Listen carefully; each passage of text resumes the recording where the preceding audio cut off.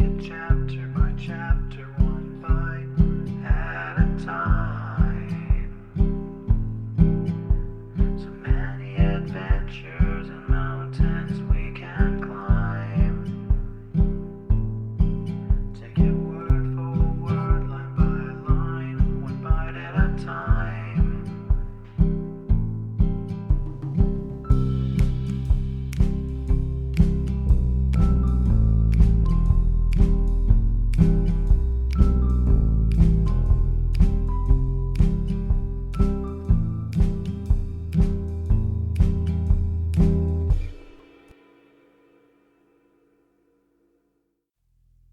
Welcome to Bite at a Time Books, where we read you your favorite classics one bite at a time. My name is Bree Carlile, and I love to read and wanted to share my passion with listeners like you. If you enjoy our show, be sure to follow us so you get all the new episodes. If you want to see exclusive behind the scenes of our show, follow us on YouTube. We would also love for you to drop us a rating on your favorite podcast platform and share our show with your friends. You can catch us on all the social medias at Bite at a Time Books. We are currently running a contest on our social media for the duration of Season 10 to win a copy of the complete Anne of Green Gables series. Today, we will be continuing Anne of Green Gables by Lucy Maud Montgomery. Chapter 24. Miss Stacy and her pupils get up a concert. It was October again when Anne was ready to go back to school. A glorious October, all red and gold, with mellow mornings when the valleys were filled with delicate mists, as if the spirit of autumn had poured them in for the sun to drain. Amethyst, pearl, silver, rose, and smoke blue. The dews were so heavy that the fields glistened like cloth of silver, and there were such heaps of rustling leaves in the hollows of many-stemmed woods to run crisply through. The birch path was a canopy of yellow, and the ferns were sere and brown all along it. There was a tang in the very air that inspired the hearts of small maidens tripping, unlike snails, swiftly and willingly to school, and it was jolly to be back again at the little brown desk beside Diana, with Ruby Gillis nodding across the aisle and Carrie Sloane sending up notes and Julia Bell passing a chew of gum down from the back seat. Anne drew a long breath of happiness as she sharpened her pencil and arranged her picture cards in her desk. Life was certainly very interesting. In the new teacher, she found another true and helpful friend. Miss Stacy was a bright, sympathetic young woman with the happy gift of winning and holding the affections of her pupils and bringing out the best that was in them mentally and morally. Anne expanded like a flower under this wholesome influence and carried home to the admiring Matthew and the critical Marilla glowing accounts of schoolwork and aims. I love Miss Stacy with my whole heart, Marilla. She is so ladylike and she has such a sweet voice. When she pronounces my name, I feel instinctively that she's spelling it with an E. We had recitations this afternoon. I just wish you could have been there to hear me recite Mary, Queen of Scots. I just put my whole soul into it. Ruby Gillis told me coming home that the way I said the line, "Now for my father's arm," she said, "my woman's heart farewell," just made her blood run cold. "Well, now you might recite it for me some of these days out in the barn," suggested Matthew. "Of course I will," said Anne meditatively, "but I won't be able to do it so well, I know. It won't be so exciting as it is when you have a whole schoolful before you hanging breathlessly on your words. I know I won't be able to make your blood run cold." Mrs. Lynde says it made her blood run cold to see the boys climbing to the very tops of those big trees on Bell's Hill after crow's nests last Friday, said Marilla. I wonder at Miss Stacy for encouraging it. "But we wanted a crow's nest for nature study," explained Anne. "That was on our field afternoon. Field afternoons are splendid, Marilla, and Miss Stacy explains everything so beautifully. We have to write compositions on our field afternoons, and I write the best ones." "It is very vain for you to say so, then. You'd better let your teacher say it." "But she did say it, Marilla, and indeed, I'm not vain about it. How can I be when I'm such a dunce at geometry? Although I'm really beginning to see through it a little too. Miss Stacy makes it so clear. Still, I'll never be good at it, and I assure you it is a humbling reflection. But I love writing compositions. Mostly Miss Stacy lets us choose our own subjects, but next week we are to write a composition on some remarkable person. It's hard to choose among so many remarkable people who have lived. Mustn't it be splendid to be remarkable and have compositions written about you after you're dead? Oh, I would dearly love to be remarkable. I think when I grow up, I'll be a trained nurse and go with the Red Crosses to the field of battle as a messenger of mercy.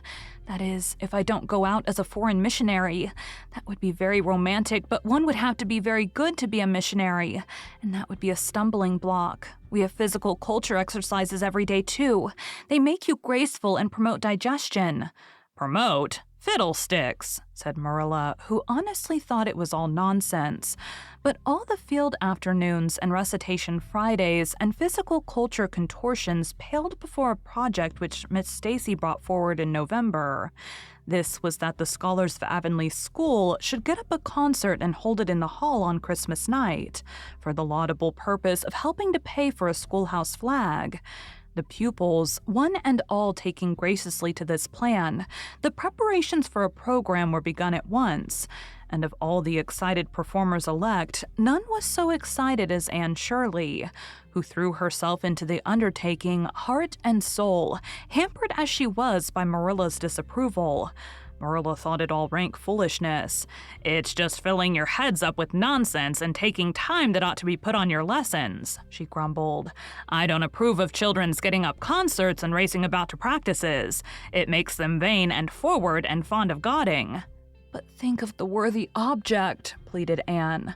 A flag will cultivate a spirit of patriotism, Marilla. Fudge, there's precious little patriotism in the thoughts of any of you.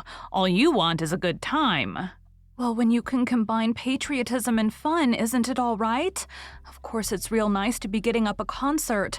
We're going to have 6 choruses, and Diana is to sing a solo.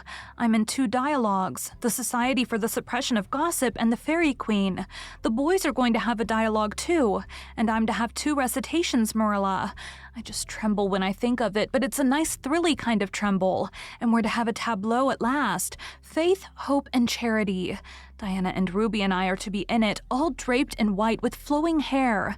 I'm to be Hope with my hands clasped so, and my eyes uplifted. I'm going to practice my recitations in the garret. Don't be alarmed if you hear me groaning. I have to groan heart-rendingly in one of them, and it's really hard to get up a good artistic groan, Marilla. Josie Pye is sulky because she didn't get the part she wanted in the dialogue. She wanted to be the Fairy Queen. That would have been ridiculous, for whoever heard of a Fairy Queen as fat as Josie? Fairy Queens must be slender.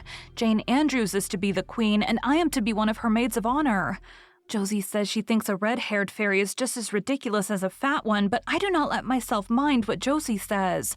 I'm to have a wreath of white roses on my hair, and Ruby Gillis is going to lend me her slippers because I don't have any of my own. It's necessary for fairies to have slippers, you know. You couldn't imagine a fairy wearing boots, could you?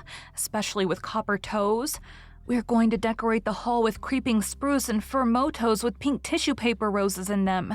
And we are all to march in 2 by 2 after the audience is seated, while Emma White plays a march on the organ. Oh, Marilla, I know you are not so enthusiastic about it as I am, but don't you hope your little Anne will distinguish herself? All I hope is that you'll behave yourself. I'll be heartily glad when all this fuss is over and you'll be able to settle down. You are simply good for nothing just now with your head stuffed full of dialogues and groans and tableaus. As for your tongue, it's a marvel it's not clean worn out. Anne sighed and betook herself to the backyard, over which a young new moon was shining through the leafless poplar boughs from an apple-green western sky, and where Matthew was splitting wood. Anne perched herself on a block and talked the concert over with him, sure of an appreciative and sympathetic listener in this instance at least. Well, now, I reckon it's going to be a pretty good concert, and I expect you'll do your part fine, he said, smiling down into her eager, vivacious little face. Anne smiled back at him. Those two were the best of friends, and Matthew thanked his stars many a time and oft that he had nothing to do with bringing her up. That was Marilla's exclusive duty. If it had been his, he would have been worried over frequent conflicts between inclination and said duty. As it was, he was free to spoil Anne, Marilla's phrasing, as much as he liked. But it was not such a bad arrangement after all. A little appreciation sometimes does quite as much good as all the conscientious bringing up in the world. Thank you for joining Bite at a Time Books today, while we read a bite of one of your favorite classics. If you enjoy our show, be sure to follow us so you get all the new episodes. If you want to see exclusive behind the scenes of our show, follow us on YouTube. We would also love for you to drop us a rating on your favorite podcast platform and share our show with your friends. You can catch us on all the social medias at Bite at a Time Books.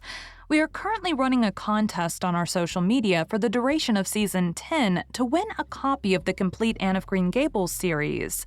Again, my name is Bree Carlile, and I hope you come back tomorrow for the next bite of Anne of Green Gables.